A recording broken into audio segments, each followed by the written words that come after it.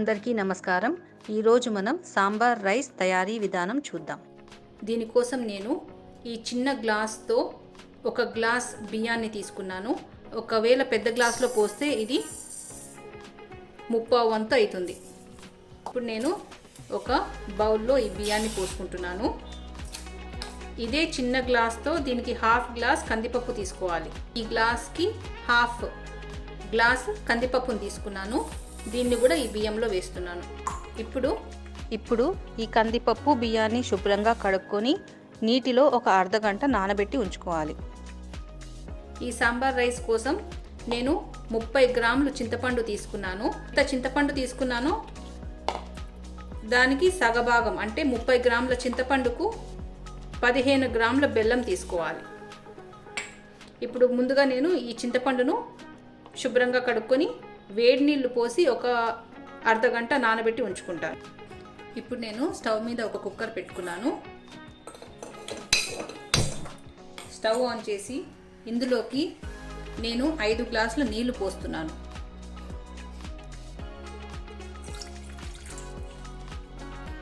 నేను ఈ చిన్న గ్లాస్తో ఒక గ్లాస్ బియ్యం తీసుకున్నాను కాబట్టి దానికి 5 ఇంతలు నీళ్లు పోసుకుంటున్నాను. ఇందులోకి ఒక 1/4 టీ స్పూన్ పసుపు వేసుకుంటున్నాను. అలాగే 1 టీ స్పూన్ ఉప్పు వేయాలి.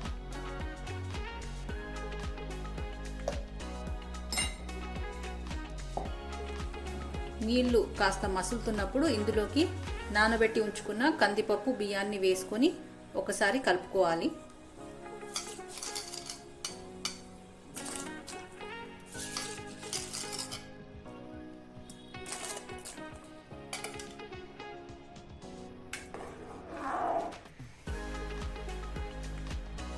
ఇప్పుడు కుక్కర్కి మూత పెట్టేసి మీడియం ఫ్లేమ్ మీద 3 విజిల్లు రానివ్వాలి. నేను చింతపండును బాగా పిసికి దాని గుజ్జు తీసి పెట్టుకున్నాను. ఇప్పుడు మనం ఇందులోకి ఒక 1/4 టీ స్పూన్ పసుపు వేసుకోవాలి. 1 టీ స్పూన్ ఉప్పు, 1 టీ స్పూన్ కారం పొడి,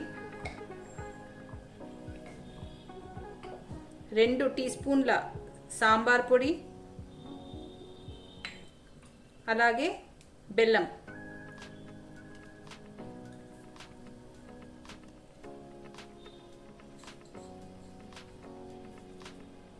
వీటన్నింటినీ బాగా మిక్స్ చేసుకోవాలి.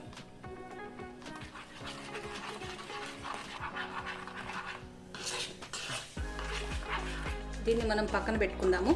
ఇప్పుడు మనం స్టవ్ ఆన్ చేసుకొని ఒక ప్యాన్ పెట్టుకొని ఇందులోకి ఒక పెద్ద చెంచాడు ఆయిల్ వేసుకోవాలి.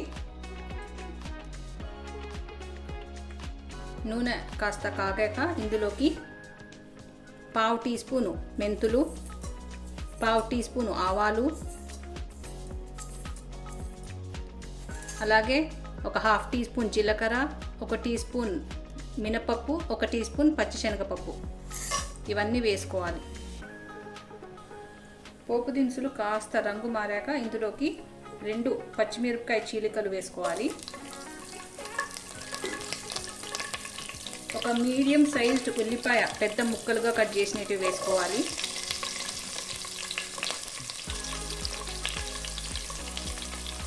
కొద్దిగా కరివేపాకు,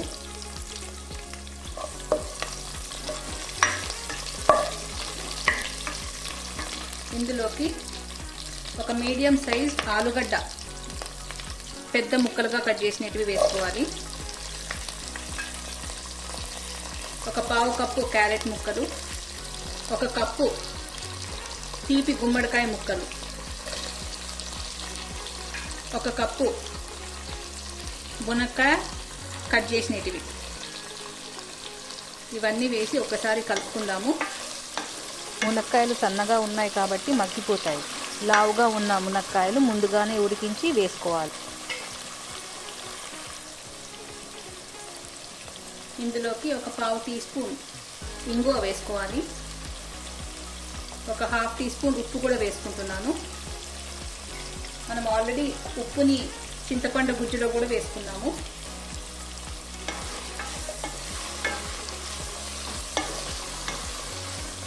ఒక్కసారి మిక్స్ చేసుకొని దీనికి మూత పెట్టేసి కూరగాయలన్నీ కాస్త మగ్గేంత వరకు ఉంచుకోవాలి.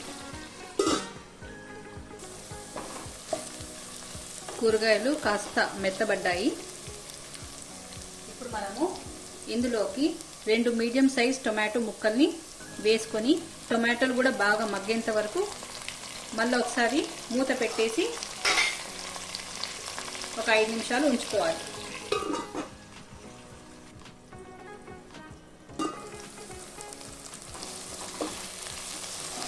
టమాటాలు కూడా మగ్గిపోయాయి. ఇప్పుడు మనం ఇందులోకి మసాలాలన్నీ కలుపుకొని ఉంచుకున్న చింతపండు గుజ్జు దీంట్లోకి వేసుకోవాలి.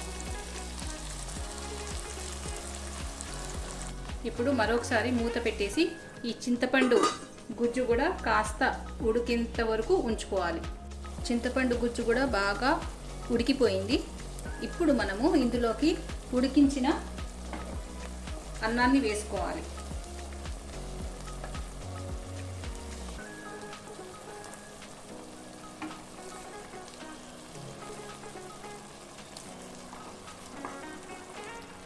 ఒకసారి మనం బాగా మిక్స్ చేసుకుందాము.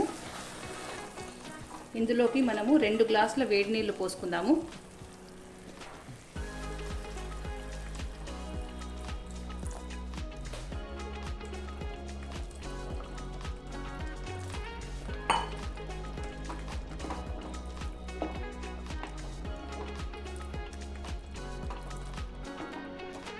ఒక్కసారి బాగా మిక్స్ చేసుకొని ఒక 10 నిమిషాలు మీడియం ఫ్లేమ్ మీద ఉడికించాలి.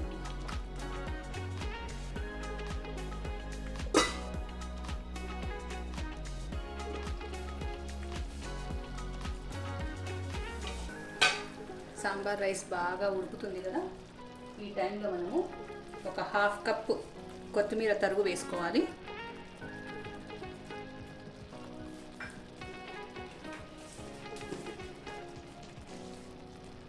అలాగే ఒక టీ స్పూన్ నెయ్యి వేసుకొని బాగా కలుపుకుందాం.